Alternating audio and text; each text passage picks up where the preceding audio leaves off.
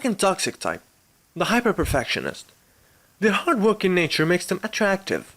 Their dedication and resourcefulness is truly admirable. I mean, how can you not admire someone who puts more effort than the lowliest employee? Surely you have witnessed their bursts of aggression in yelling towards non-performing low-ranked employees, but that's the product of their high standards, right? Not really. If you do choose on your own to work with a hyperperfectionist, you will soon understand that high standards have nothing to do with their behavior. It's merely about control. Their inability to delegate and obsession with micromanagement stems from their deep trust issues, and their helpless feelings of dependency come in from their childhood. Never again would they feel so helpless. Even if it means doing everything on their own, even the slightest observation of their lack of control sends them into a world of pain and anxiety. In their cores, they feel that the moment they stop micromanaging, others will slack off and abandon their posts. The hyperperfectionist is scared of creating a resentful environment in the resistant team. But that is exactly what they create through their obsession with control. Ask yourself, would you be loyal to someone who monitors your every move? This is one of the reasons why Adolf Hitler failed ultimately as a leader. Understand.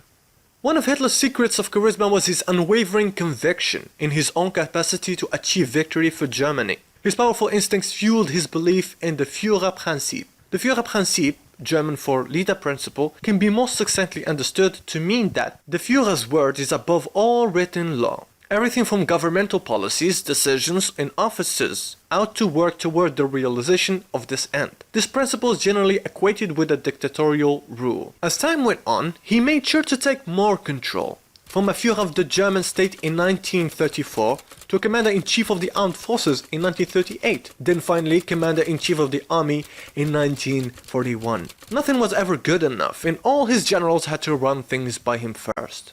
This inflexibility in the chain of command proved disastrous. In 1921, Hitler delivered an ultimatum to leave the Nazi Party after he learned that its original leaders were planning to merge it with a larger entity. The executive committee was forced to cave in to his demands for being the sole leader after realizing that their party would be useless without Hitler as its front man. This style of leadership breeds chaos and resentment, since all courtiers struggle to get closer to the hyperperfectionist who controls everything. The micromanager often experiences health problems, burnouts, leading them to blame everyone for their inevitable downfall. Their initial success makes them believe in their own myth.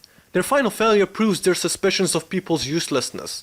After all, no one is working as hard as their majesty. Recognize these types by their constant need for updates, their need for approving your every move, and finally, their lack of satisfaction of everything you do. If you hold them in high regards, their disapproval will only crush your confidence, slowly eating you from the inside. If you have enjoyed this video, make sure to like the video, leave a comment, and watch this video right now. Man, I'm starting to sound like a hyperperfectionist. Anyway, see you guys in the next video.